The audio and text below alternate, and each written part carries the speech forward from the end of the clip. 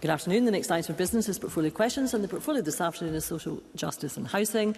Question number 1 has been withdrawn. I call question number 2, Colin Beattie.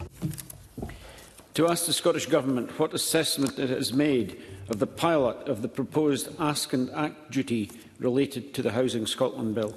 Cabinet Secretary Mary McCann. The 15 pilot projects, which will test out Ask and Act as a concept, they started in mid-November last year and will run until end December this year. The pilots cover half of Scotland's 32 local authority areas and include cities, towns, rural areas and islands. Over 70 organisations are taking part, from large health and social care bodies to small charities. The pilots will report at quarterly intervals and at the end of this calendar year, and the first round of iterative reports are due this month, and I want to thank everybody who's involved with them for their commitment and leadership. Colin Beattie. For this to be successful, it's essential that support services and specialists serve communities. Can the Cabinet Secretary advise what steps the Scottish Government has taken to improve these services? Cabinet Secretary. Presiding Officer, the 2025 Public Service Reform Strategy commits to enabling communities to shape their services that matter most to the people living in the area. These pilots demonstrate this reform in practice. For example, Renfrewshire's whole system approach provides early assistance in communities and mental health wards. In North Lanarkshire, early years services and health visitors refer families in need to upstream support. In North Lanarkshire, they're building on existing partnerships to support families through a collaborative hub, which includes health, social care and the police. But the pilot's learning will improve services in communities so that people don't have to navigate multiple systems or repeat their stories a number of times, and so that they can get the support that they need early and before a point of crisis. Question number 3, Rona Mackay. Thank you, Presiding Officer. To ask the Scottish Government what measures are in place to ensure that the adult disability payment application process is fully accessible to people with aphasia. Cabinet Secretary Shirley-Ann Somerville. Social Security Scotland is committed to inclusive communication, ensuring that people with diverse communication needs, such as people with aphasia, are able to apply for adult disability payment in a way accessible to them. People can apply online, by post, over the phone or through face-to-face contact with local delivery staff, who can support people practically with the application process. The agency also funds independent advocacy services, which is available to access and supports people through the application process. The Scottish Government's positive and compassionate approach ensures that access to adult disability payment is straightforward as possible, so more disabled people can get the support that they are entitled to. Rona Mackay. I thank the Cabinet Secretary for that answer. In Strathkelvin and Bearsden, my constituents value the dignity built into Scotland's system. Does the Cabinet Secretary agree this stands in stark contrast to the UK Labour Government, who have retained the toxic DWP culture inherited from the Tories, proving that for disabled people the only thing that changed at Westminster was the colour of the rosette? Cabinet Secretary for matters within the Cabinet Secretary's responsibility. Well, those values of dignity, fairness and respect built into the social security system by my colleague Jean Freeman are something which the Scottish Government is exceptionally proud of. And Presiding Officer, Rona Mackay does elaborate on exactly what a Labour Government does do when it's in power. It cuts winter fuel payment for pensioners, it cuts the benefits to disabled people, and the cuts to universal credit are still in place. And it only takes away the two-child limit when they're eventually shamed into it. The First Minister has made clear to disabled people's organisations that we won't move away from that system based on dignity, fairness and respect, and it's something that we should rightly be proud of. Question number 4, Liam Kerr.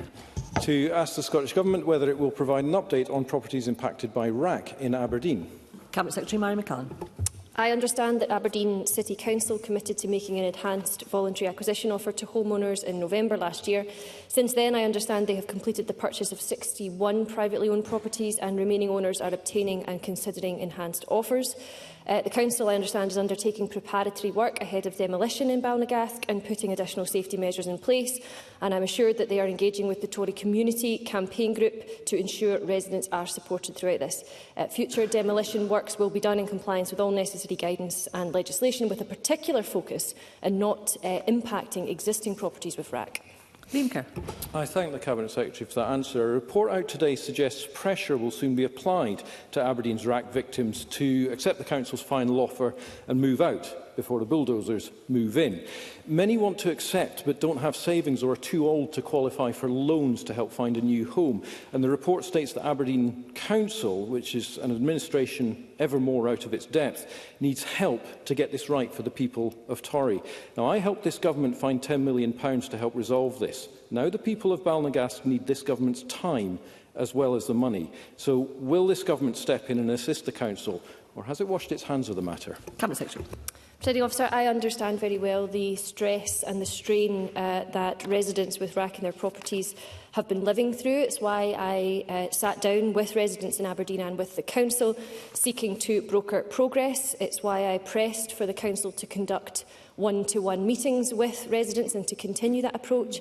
And it's why I considered very carefully Aberdeen City Council's request for funding flexibility, which has allowed them to free up £10 million. It's now for Aberdeen City Council, working always in concert with local residents, to take matters forward in a locally appropriate way. Question number 5, Brian Whittle. Thank you very much, Deputy Presiding Officer. To ask the Scottish Government what training Social Security Scotland staff receive in supporting disabled people to be physically active. Cabinet Secretary Shirley-Ann Somerville. Social Security Scotland staff training focuses on disability awareness, equality and trauma-informed practice, helping staff understand how conditions affect daily living.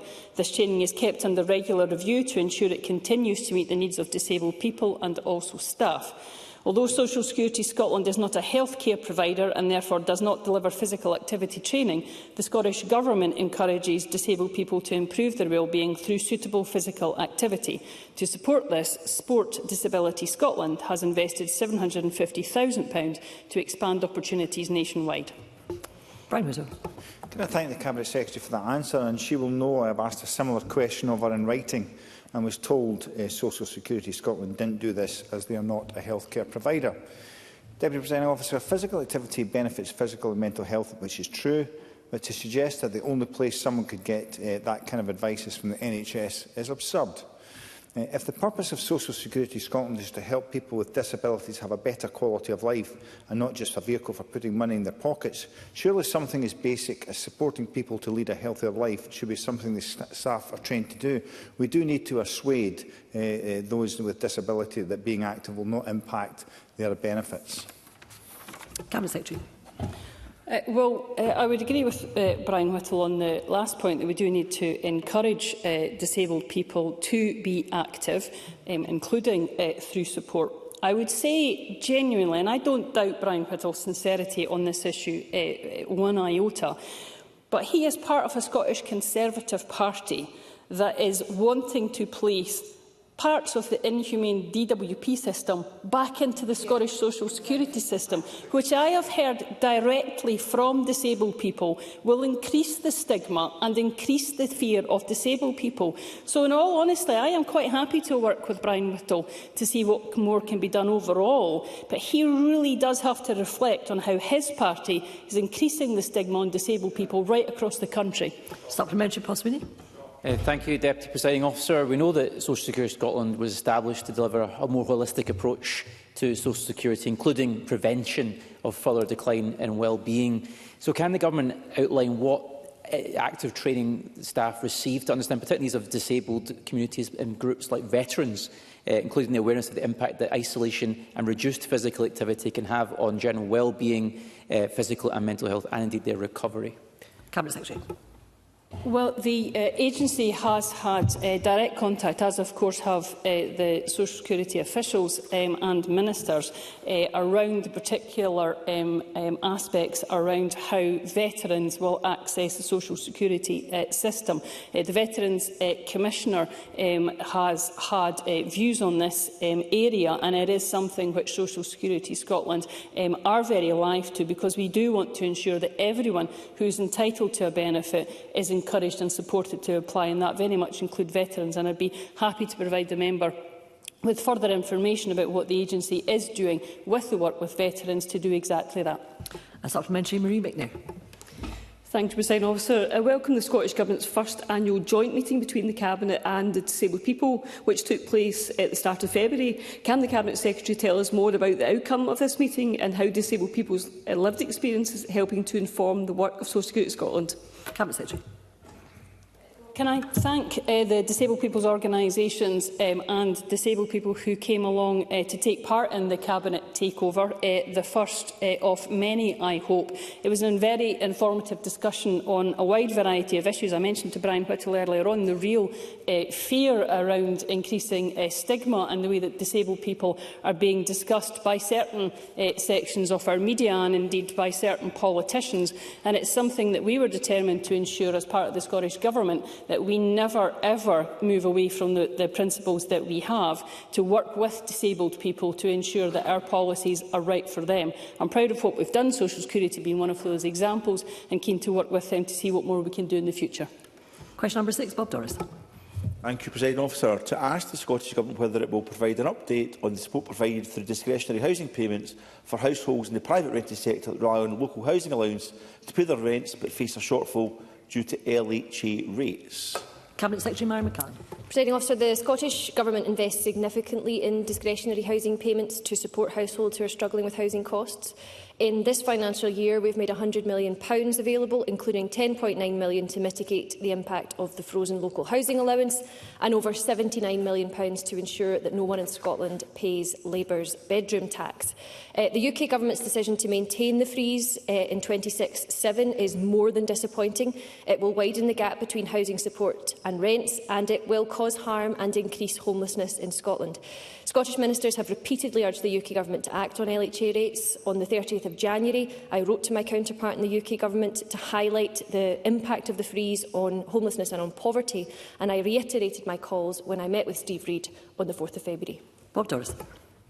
I thank the Cabinet Secretary for that answer. I think it outlines the UK Government's flawed approach to local housing allowance for the private rented sector means low-income households in receipt of benefits do not receive enough money to pay their rent, with the Scottish Government seeking to plug that gap through discretionary housing payments. Will the Scottish Government consider reform of DHPs, with some councils calling for greater flexibilities and additional resource, but fundamentally will the Scottish Government continue to urge Westminster to review LHA rates, which are currently frozen, and also significantly penalises the under-25s? Cabinet Secretary.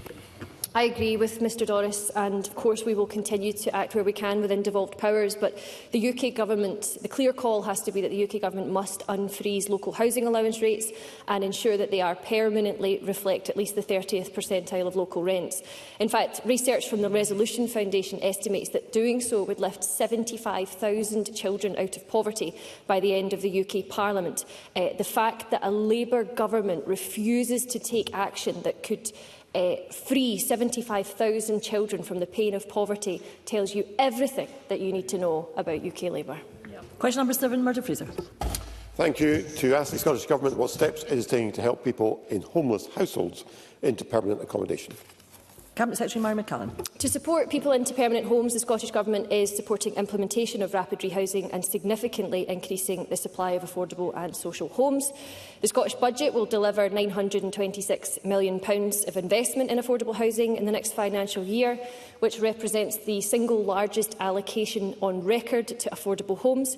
It will also include £15.5 million in measures to address and prevent homelessness, including £8 million to deliver that vital rapid rehousing transition planning. The establishment of a new housing agency will advance progress towards our housing ambitions, helping to deliver that new target of 110,000 affordable homes by 2032, with at least 70% for social rent and 10% in rural and island Scotland. Murdo Fraser. Well, I thank the Cabinet Secretary for her answer, but the reality is, after nearly 2 decades of the SNP in power, we currently have a record-breaking number of 10,480 children in temporary accommodation. So does the Cabinet Secretary accept this crisis requires a significant increase in the delivery of social housing, which has fallen to its lowest level since 2017? And does she recognise that when housing shortages are so acute, the Scottish Government should be prioritising those who already have a local connection to Scotland? Cabinet Secretary. I'm exceptionally proud of the Scottish Government's record in the delivery of affordable homes. Since we came to government, 141,000 affordable homes have been delivered in Scotland, 101,000 of which have been for the most affordable rent, a social rent. Now, the recent homelessness statistics published last week continue to point to the strain in supply and demand of housing in Scotland, something which is similar across the UK. But there are signs within those statistics that the government's investment is working, and in particular I would draw attention to the fact that we are now seeing substantial drops in the number of children in households who are in unsuitable temporary accommodation. However, I would reassure Murdo Fraser that a combination of that record funding for affordable homes, coupled with the greatest multi-annual certainty we have ever offered, and the development of the agency, will mean that supply and demand are brought back into balance. Supplementary, Christine Graham. Thank you very much, Deputy Presiding Officer. Cabinet Secretary, I have a constituent who is homeless, staying with his mother following a breakup of a relationship. He has applied for a permanent residence for 2-bed accommodation required for him and his 2 children because he shares residence on an equal basis with the mother. However, Midlothian Council will only allocate a 1-bed because he doesn't receive the child benefit. And that's usually okay as a test, but I would argue not in this case. Does the Cabinet Secretary agree with me that he requires a 2-bed because he shares residency equal with his partner, and it shouldn't be based simply on who receives child benefit? Cabinet Secretary. Presiding Officer, I thank Christine Graham for drawing my attention to her constituent's case. The decision about housing allocations will be determined by the local authority, being the authority with the statutory responsibility for housing. But I will take away the point that she puts to me on the question of the interaction of housing allocation and social security, and I will write to Christine Graham. Supplementary, Beatrice Wishart. Thank you, Presiding Officer. People can find themselves homeless for a variety of reasons, and they deserve a warm, habitable space as well as being treated with dignity. I've heard from a constituent this week who was moved from emergency accommodation 6 years ago, and he describes now living in an old, cold and damp house. What more can the Scottish Government do, considering the average age of housing stock, to ensure that both permanent and emergency accommodation is in good condition? Cabinet Secretary.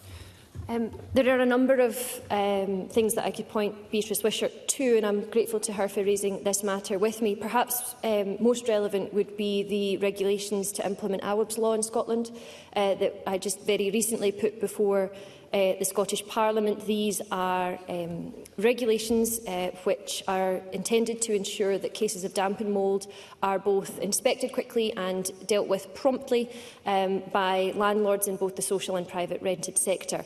And I think we would all agree that the rollout of this across Scotland will ensure that no one has to live in a damp and mouldy home. Supplementary, Willie Coffey. Thank you, Presiding Officer. This SNP government is committed to ensuring that everyone in Scotland has access to a warm, affordable home. Can the Cabinet Secretary explain how the 26-27 Scottish budget invests significantly in homelessness prevention and measures to help people to remain in their homes? And will she join me in calling on colleagues across the Chamber to vote for these measures in the budget that follows and in the coming weeks? Cabinet Secretary. Presiding Officer, I absolutely would join Willie Coffey in that call to support the Scottish Government's budget, and there are very clear reasons to do so if you're concerned about the housing conditions of people in Scotland. This budget contains the largest allocation of capital funding for affordable homes that we have on record since 1989. It includes a record £106 million for discretionary housing payments, which is an increase of £6 million, and a whole series of other measures which will improve the housing situation in Scotland and do what this government is determined to pursue, which is exactly as Willie Coffey put it, that everyone should have the right to a warm and secure home. And question number 8, Richard Leonard. Thank you, Presiding Officer. To ask the Scottish Government whether it will provide an update on its work to ensure that seasonal workers can expect to be provided with accommodation which meets agreed standards during their stay in Scotland. Cabinet Secretary Mara McCann. I thank Richard Leonard for his question and his continued interest in this important area. As we discussed in our meeting on the 29th of January, the Scottish Government simply will not accept that people should need to live in substandard accommodation in Scotland. As I indicated during our meeting, I am committed to addressing the gap in legal standards, but this will take time for officials to complete. In the meantime, I have also made clear that I expect local authorities to exercise their duties to create bylaws to further protect seasonal workers and and I will be writing very soon, as I committed to Richard Leonard to do, writing to COSLA on this matter. But by way of update, since initial scoping work concluded, officials have been exploring what provisions are already in place and the potential to include seasonal worker accommodation standards in the existing regulatory framework. Richard Leonard. Can I thank the Cabinet Secretary for that reply and for meeting with me and the Workers' Support Centre just last month? I've raised the absence of any accommodation standards for migrant seasonal workers repeatedly in this Parliament.